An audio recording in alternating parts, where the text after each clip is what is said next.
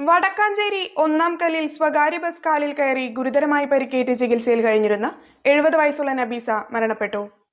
ഇന്നലെ രാവിലെ നടന്ന അപകടത്തെ തുടർന്ന് തൃശൂർ മെഡിക്കൽ കോളേജിൽ അടിയന്തര ശസ്ത്രക്രിയയ്ക്ക് വിധേയയാക്കി തീവ്രപരിചരണ വിഭാഗത്തിൽ ചികിത്സയിൽ തുടരുന്നതിനിടയിൽ ഇന്ന് പുലർച്ചെയായിരുന്നു ദാരുണമായ അന്ത്യം സംഭവിച്ചത്. വിവരങ്ങളുമായി ഞങ്ങളുടെ പ്രതിനിധി സുമേഷ് അറിയമ്പറമ്പിൽ ചേരുകയാണ്. ശ്രീ സുമേഷ്, എന്തൊക്കെയാണ് വിവരങ്ങൾ? പവിത്ര, ഇന്ന് പുലർച്ചെ 6 മണിയോടെയാണ് നബീസ മരണപ്പെട്ടത്.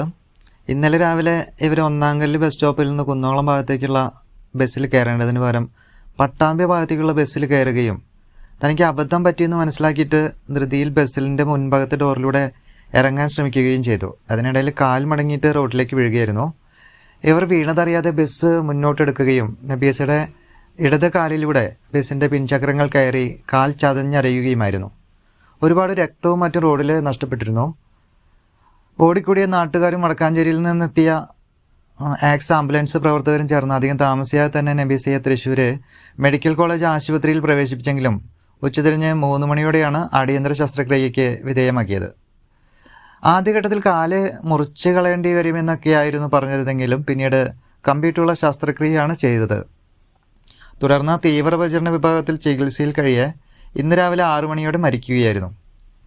ഇന്ന് മരണപ്പെട്ട ഒന്നാംകല്ല് സ്വദേശി പുതുവീട്ടിൽ നബീസയുടെ ഭർത്താവ് കുറച്ചു കാലം മുൻപാണ് മരണപ്പെട്ടത്.